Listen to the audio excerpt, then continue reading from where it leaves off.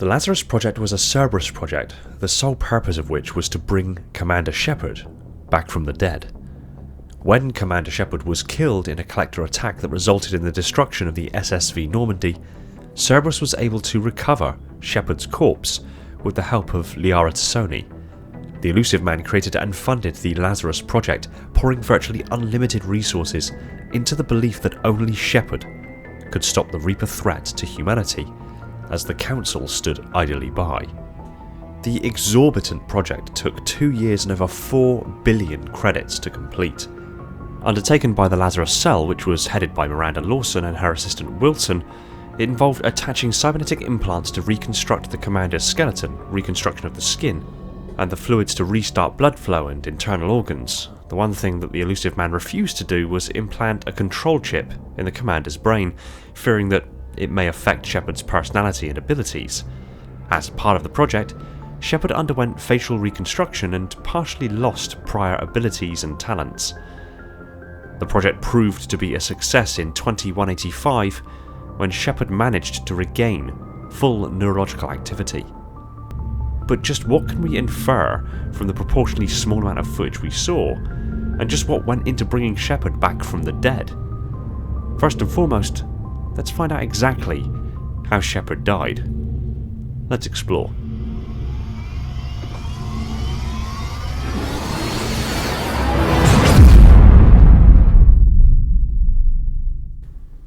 The first important aspect we need to ascertain is the precise nature of Commander Shepard's death. We see him managing to eject the escape pod containing Joker from the SSV Normandy right as the collector beam cuts a portion of the ship apart, before causing an explosion which jettisons Shepard clear of the wreckage. He strikes the bulkhead during his transition and soon finds himself floating helplessly in space. It is at this point Shepard notices the breach in his suit that is rapidly venting atmosphere. After a very brief struggle attempting to stem the breach, the oxygen levels drop low enough that Shepard loses consciousness.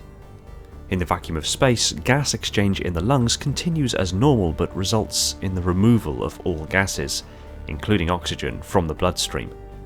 After between 9 and 12 seconds, the deoxygenated blood reaches the brain and results in a loss of consciousness. This is actually mirrored in real-life vacuum testing incidents involving Jim LeBlanc testing pressurized spacesuits in a vacuum chamber. At some point during the test, LeBlanc's pressurization hose became detached from his spacesuit. Even though this caused his suit pressure to drop from 3.8 psi to 0.1 psi in less than 10 seconds, LeBlanc remained conscious for about 14 seconds before losing consciousness due to hypoxia. The much lower pressure outside of the body caused rapid deoxygenation of the blood. So Shepard losing consciousness as fast as he did falls in line with expectations, but it is not fatal on its own if normal pressure and oxygen flow can be restored within 90 seconds. This wasn't the case for Shepard.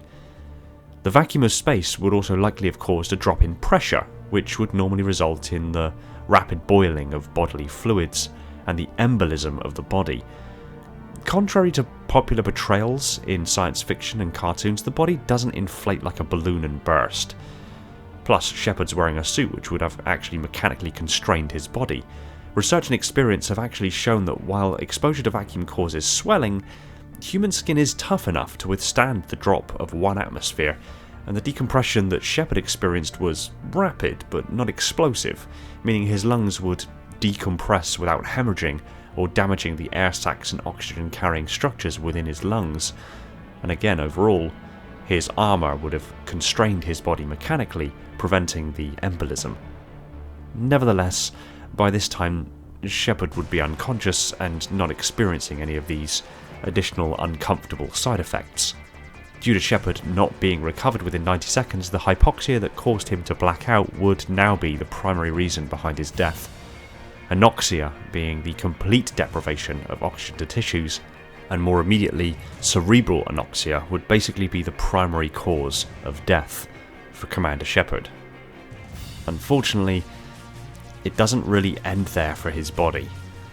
It is assumed, due to his trajectory and the indications of early collision with the upper atmosphere of the planet Alshira, which has about 15% less gravity and 17% less atmospheric pressure than Earth, but that's still enough that Shepard's body then underwent an uncontrolled atmospheric re-entry.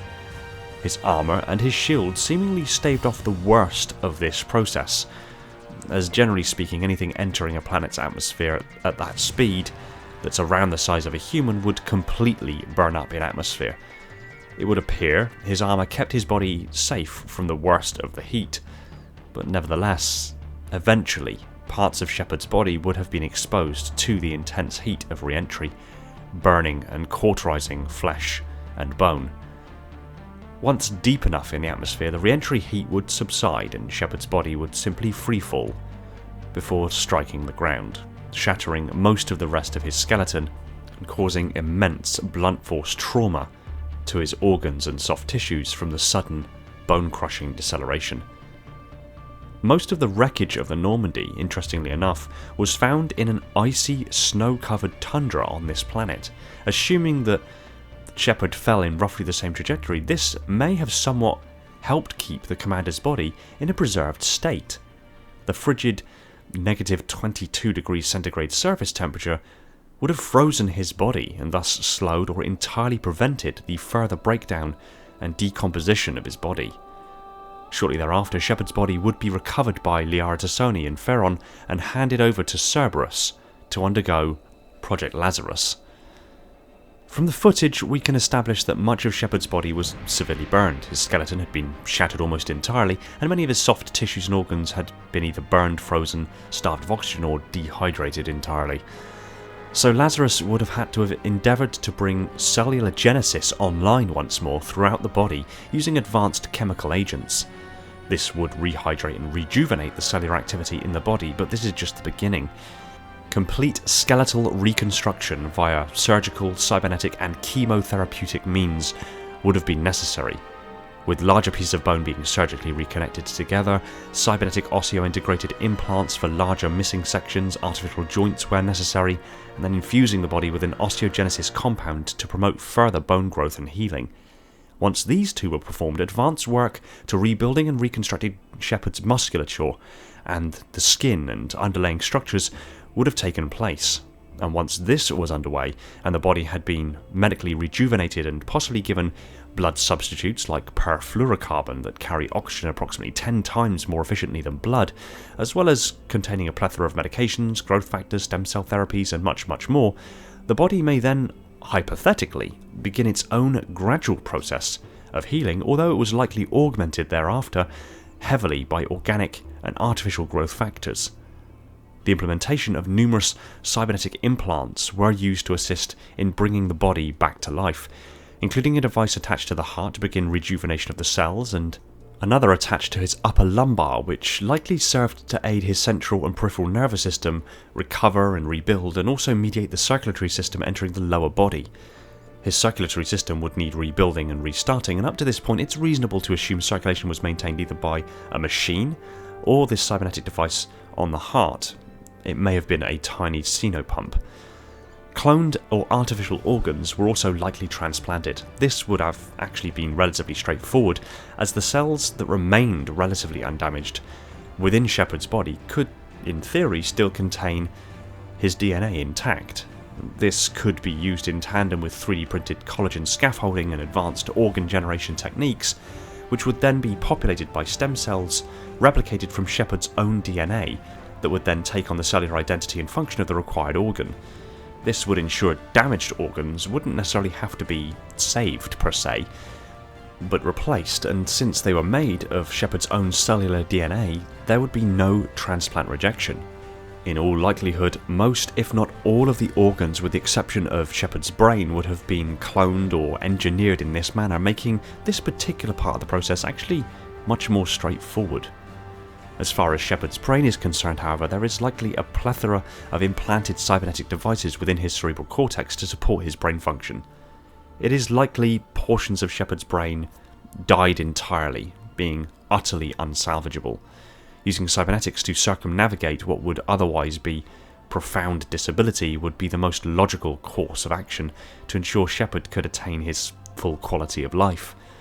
The fact that upon Shepard's waking, he had lost many of his previous abilities reinforces the fact that large portions of his cerebral cortex were heavily damaged or dead entirely.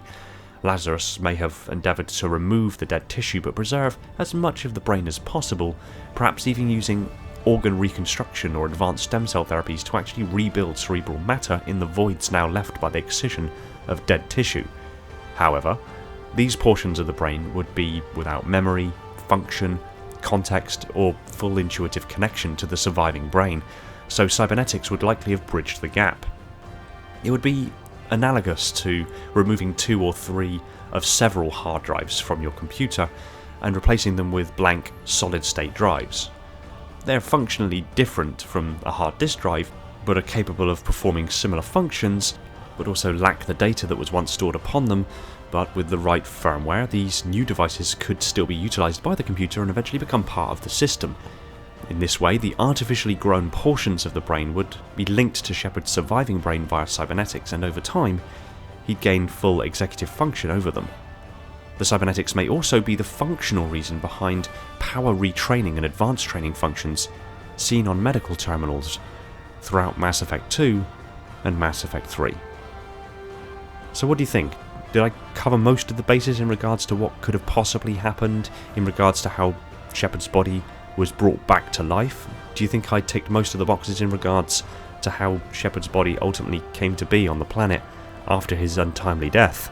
I could probably likely dive quite a bit deeper into the lore of Mass Effect and actually find ways in which memories can be transferred and this, that and the other, especially considering that there is a clone of Shepard in the games that seemingly has most of his personality. It stands to reason that there's maybe some degree of personality imprint or transition or something like that. But again, if you want me to look into that, leave me a comment down below. And until next time, thanks for watching. Stick your comments down below, I look forward to what you have to say. Big shout out to the Accursed Hunter and all my other patrons who support the channel. If you're new here, be sure to like, subscribe and hit the little bell icon, it really does help the channel out. And that way, next time I put a video out, you'll be notified the second it hits the shelves. And until next time we jump into the 00 multiverse, take it easy everyone.